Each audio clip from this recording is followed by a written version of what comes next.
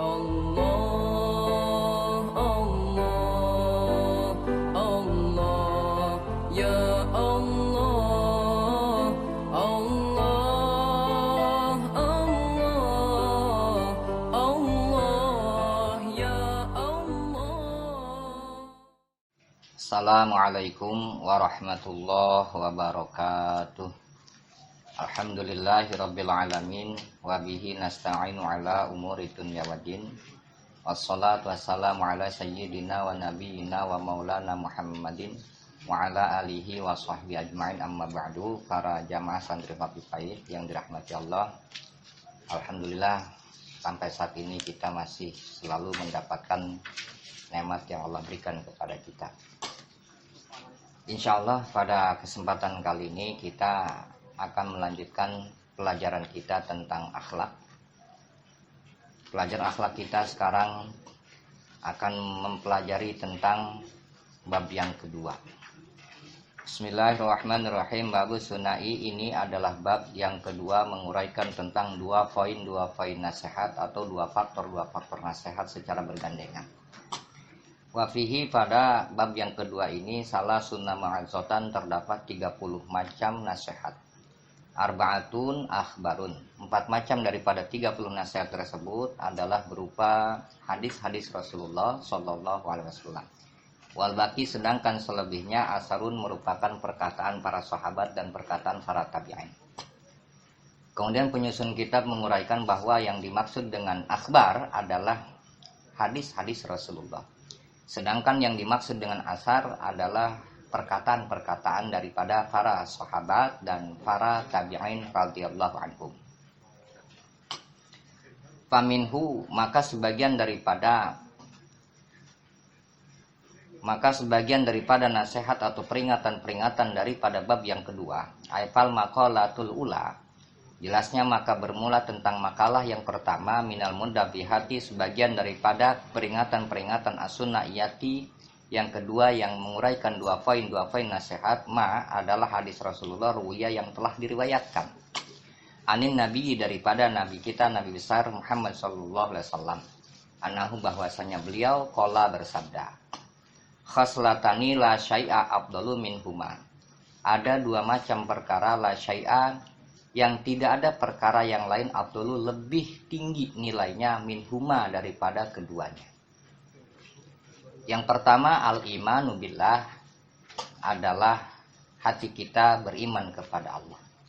Dan ketika kita ingin menjadi orang yang beriman, mengetahui tentang keimanan, maka kita itu harus mempelajari tentang ilmu aqaid, tentang akidah. Ini bisa kita pelajari daripada akidah yang mendasar, yaitu seperti kitab Aqidatul Awam, kemudian naik lagi kepada Tijan Daruri, Fathul Majid, Kifayatul Awam, dan seterusnya. Wa naf'u lil muslimin, dan yang kedua yang tinggi nilainya adalah an-naf'u lil muslimin, memberikan kemanfaatan kepada orang-orang Islam. Caranya bil maqal, cara memberikan kemanfaatan terhadap orang-orang Islam itu penjabarannya oleh penyusun kitab diuraikan bisa dengan 4 macam. Bil maqal, yang pertama dengan kata-kata, ya. Ini kalau para habaib, para ulama, para tuan guru, para kiai, para asatiz ini, ya, dalam kehidupan sehari-harinya ternyata beliau-beliau itu selalu memberikan nasihat kepada kita. Maka berarti para habaib kita, para tuan guru kita, para alimil ulama kita dalam kesehariannya telah sangat berjasa dalam kehidupan kita, karena beliau-beliau itu senantiasa memberikan nasihat, memberikan pelajaran kepada kita tentang akidah, tentang fikih, tentang akhlak, bahkan lebih naik lagi ke atas tentang ilmu kesufian, bagaimana caranya mensucikan hati, membersihkan hati daripada penyakit-penyakit hati semisal hasud, dengki, dendam, dan sebagainya, ya. Maka oleh karena itu, dimanapun kita berada, kita harus selalu merapatkan diri kepada para ulama dan harus selalu menghormati para ulama, ya. Kemudian juga harus selalu memohon kepada Allah agar kita ini termasuk orang yang cinta terhadap para ulama, cinta terhadap para habaib, ya, dengan catatan para alim ulamanya adalah para alim ulama Ahlus Sunnah wal Jamaah. Kemudian biljah, memberikan kemanfaatan terhadap orang muslim itu biljah adalah ketika seseorang itu punya jabatan, maka jabatan tersebut bukan dipergunakan untuk menindas seseorang, tetapi jabatan tersebut dipakai untuk paling tidak tidak merasa sebagai pejabat kemudian bertindak sewenang-wenang, tidak seperti itu.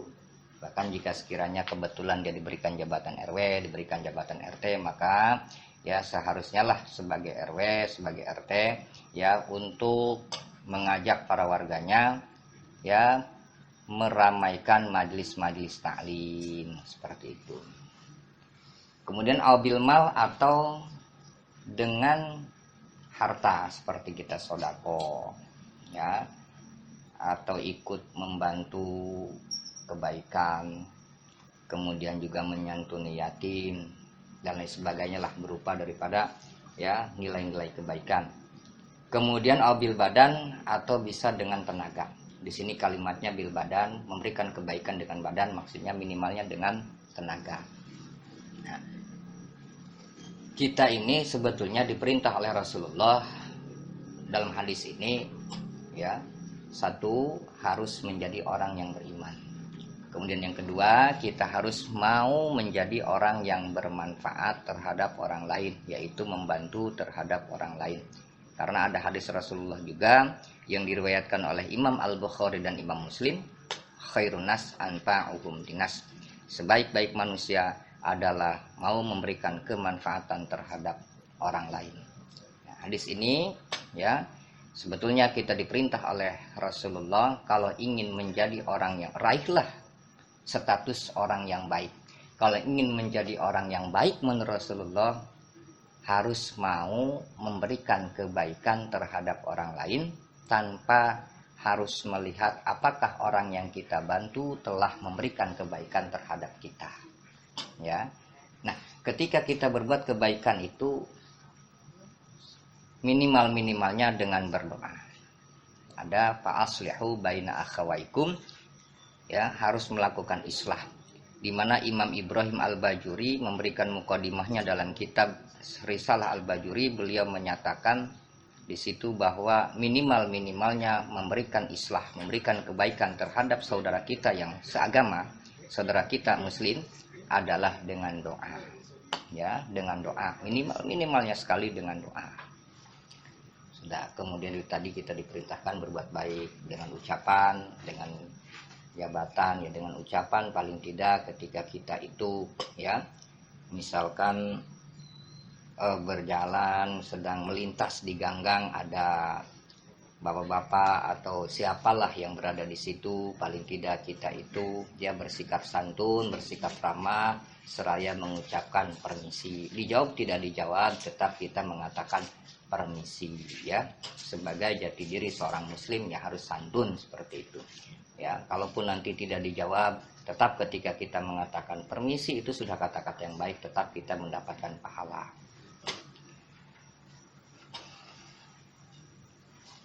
Qala Rasulullah sallallahu alaihi wasallam, telah bersabda Nabi kita, Nabi besar Muhammad sallallahu alaihi wasallam, man asbaha la yanwi zulma ala ahadin ghufira lahu ma janna.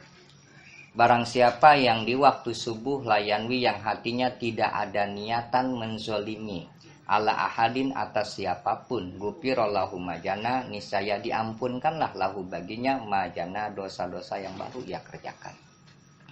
Jadi ketika kita itu belum bisa berbuat kebaikan, paling tidak ketika kita bangun di waktu subuh, awalilah hari kita itu dengan tidak ada keinginan, tidak ada tujuan sedikit pun menganiaya orang lain. Ketika tidak ada tujuan menzolimi siapapun, maka laku dosa kita diampuni oleh Allah Subhanahu wa ta'ala. Waman asbahayan binusratal maslum wa qadha hajatil muslim kanat lahu ka ajri hajjatin mabruratin.